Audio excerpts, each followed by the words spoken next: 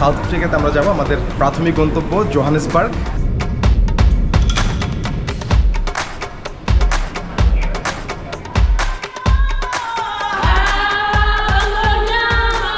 Cape Town ঘুরে না দেখলে তার দক্ষিণ আফ্রিকা সফরে অপূর্ণ থেকে যায়। পৃথিবীর শেষ প্রান্ত, পুরো পৃথিবীর স্থলভাগ এই পাশে, এদিকটা একেবারেই মহাসাগর। চমৎকার একটি দৃশ্য দেখেন, অদ্ভুত, সিম্পলি অদ্ভুত।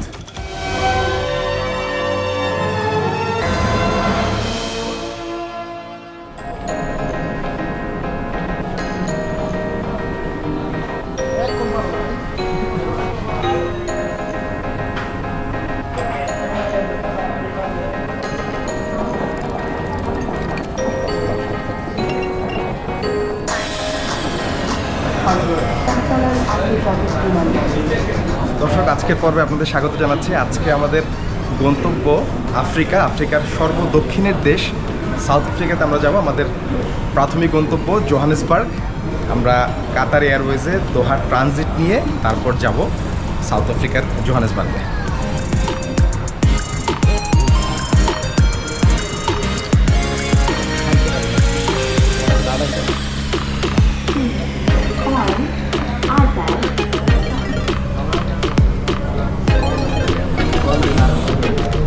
কাতার এয়ারওয়েজের এই ফ্লাইটটিতে করে আমরা রওনা করবো কিছুক্ষণের মধ্যে। সব আনুষ্ঠানিকতা শেষ। এখান থেকে কাতারের দোহা পর্যন্ত যেতে আমাদের সময় লাগবে 5.5 ঘন্টার মতো, 5.5 ঘন্টার flight time.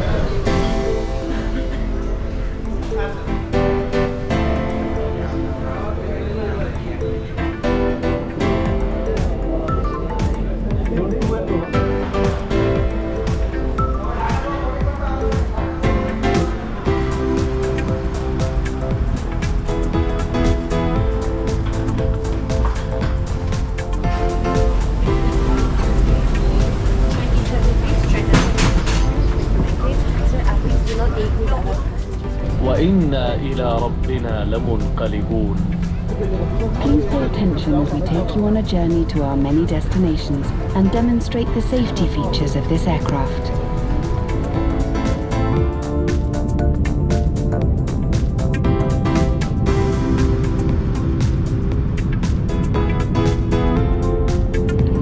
Le local time à Doha est actuellement de 12h47.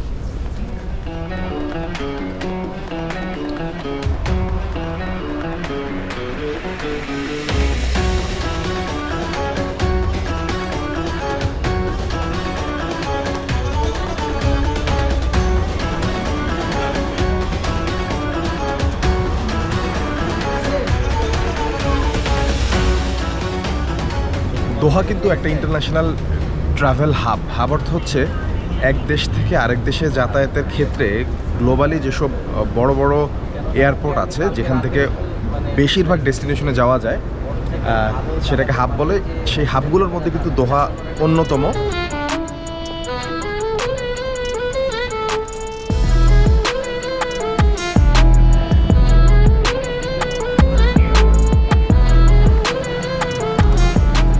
বিভিন্ন এয়ারপোর্টে ডিউটি ফ্রিতে বিভিন্ন ধরনের প্রোডাক্ট পাওয়া যায়, কিন্তু কোনো ডিউটি ফ্রিতে যে গাড়ির শোরুম থাকবে, গাড়ি পাওয়া যাবে, এটা কিন্তু এই দোহাতে প্রথম দেখলাম।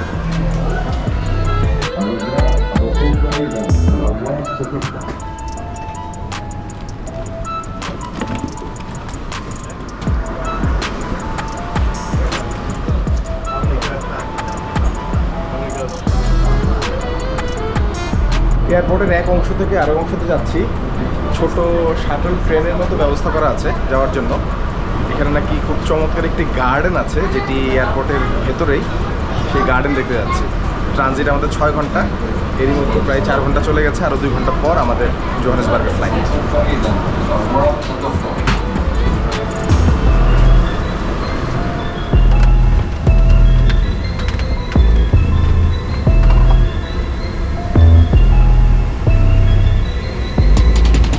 যেই বাগানের কথা বলছিলাম সেই বাগানের কাছাকাছি চলে এসেছি। একটা এয়ারপোর্ট টার্মিনালের ভেতরে যে চমৎকার একটি বাগান থাকতে পারে এটি না দেখলে আসলে বিশ্বাস করা কঠিন। এই যে আমার বাম পাশে কিছুটা হয়তো দেখতে পাচ্ছেন, বাগানের কাছাকাছি যাচ্ছে।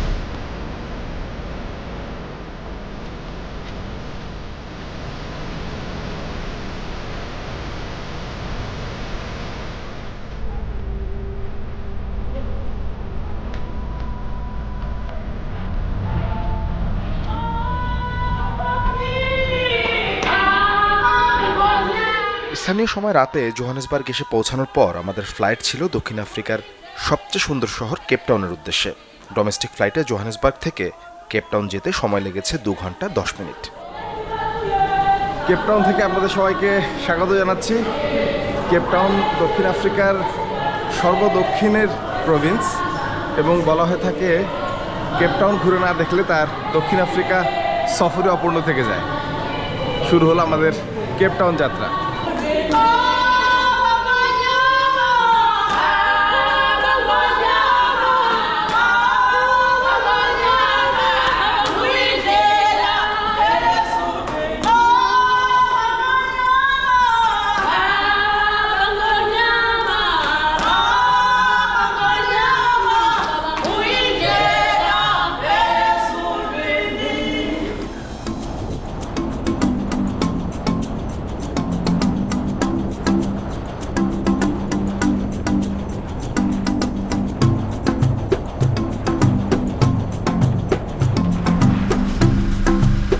Thank you.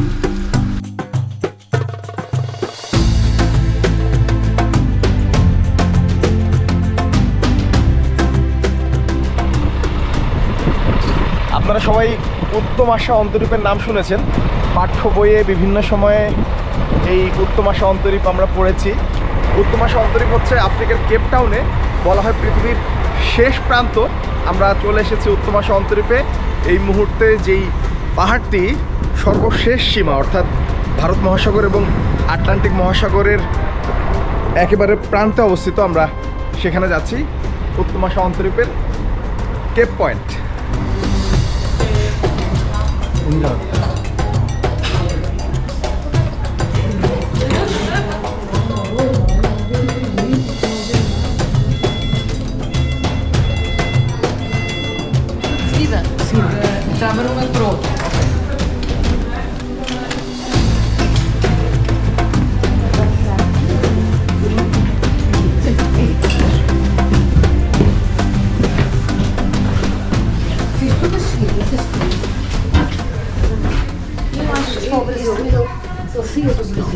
Cape of Good Hope যে জায়গাটি আছে তার সর্বোচ্চ চূড়ার নাম হচ্ছে কেপ পয়েন্ট।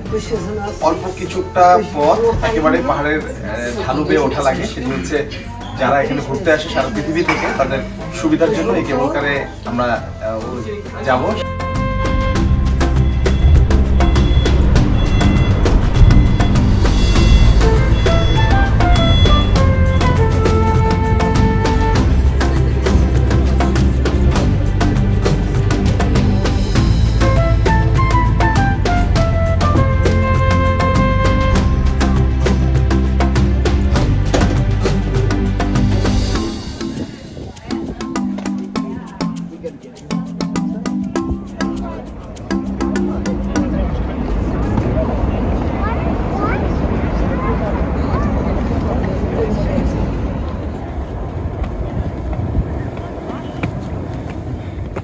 কেবল কার আপনাকে যে জায়গাটিতে নামিয়ে দিবে, তারপর বেশ খানিকটা পথ সিঁড়ি ভেঙে উঠে আপনাকে চূড়ায় যেতে হবে।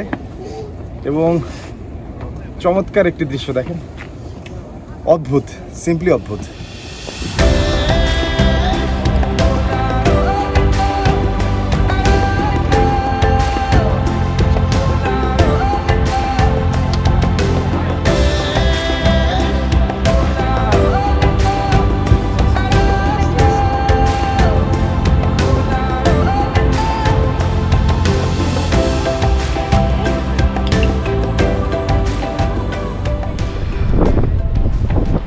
বেশ রোদ থাকলেও তাপমাত্রা এখন এখানে 12-13, কিন্তু প্রচণ্ড বাতাস এবং বেশ ঠান্ডা।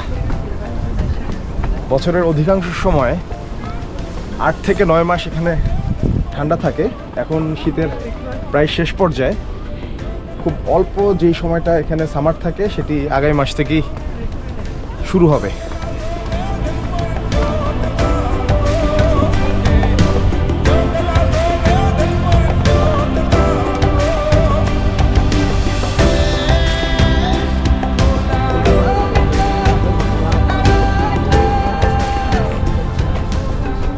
চলে আসলাম সর্বোচ্চ চূড়ায় যে লাইট হাউসটি আছে। লাইট হাউসে একটি ইন্টারেস্টিং জিনিস দেখবেন আপনারা। এখানে বিশ্বের বড় বড় যে শহরগুলো আছে সেগুলো এখান থেকে কত দূর, আগেই বলেছি এটি হচ্ছে পৃথিবীর সর্বশেষ প্রান্ত, সেগুলো দেখা যাচ্ছে। নিউ ইয়র্ক 12,541, দিল্লি 9,296, লন্ডন 9,623 সহ আমস্টারডাম, সিডনি, বিশ্বের বড় বড় শহরের দূরত্ব এই পাশ থেকে দেখতে পারবেন। কিন্তু ইন্টারেস্টিং বিষয় হচ্ছে এই পাশে কিছু নেই, অর্থাৎ পুরো পৃথিবীর স্থলভাগ এই পাশে, এদিকটা একেবারেই মহাসাগর বা স্থলভাগের সীমানা শেষ, জলসীমা শুরু। আরেকটি বিষয়, যেই সাগরটি এখান থেকে দেখছেন, সাগরটির দু অংশের রং দুরকম। হাতের বাম দিকে যেটি, এটি হচ্ছে ভারত মহাসাগর এবং ডান দিকের অংশটি হচ্ছে প্রশান্ত মহাসাগর। খুব স্পষ্টভাবে যদি লক্ষ্য করেন রঙের পার্থক্যটা কিন্তু বোঝা যায়।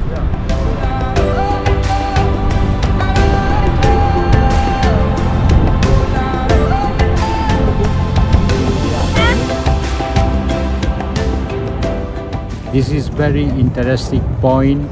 It's amazing and crazy near to the sea. The view very, very beautiful, incredible place. It's hard to define my feelings. I'm amazed by this place. Is it your first visit here? Yes, it's my first visit in South Africa and in Africa in general. I live here, but I come here from time to time, like whenever, like once in a while. But yeah.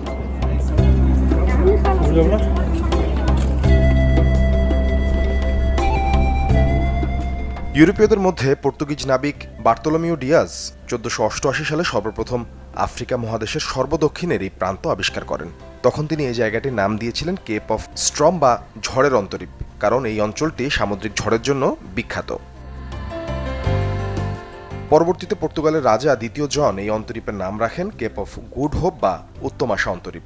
1498 সালে Portuguese নাবিক Vasco da Gama উত্তম আশা অন্তরীপ হয়ে ভারতের কালিকট বন্দরে পৌঁছান। এরপর থেকে Suez খাল তৈরির আগ পর্যন্ত প্রায় 400 বছর ইউরোপ থেকে ভারতে আসার জন্য এই পথই ছিল একমাত্র অবলম্বন। সেই সময় এই পথ পাড়ি দিতে সময় লাগত 4 মাস।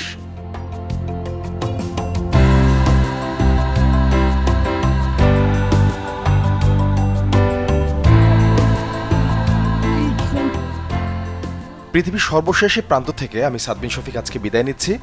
পরের পর্বে দেখা হবে দক্ষিণ আফ্রিকার আরও দুর্দান্ত একটি লোকেশন থেকে।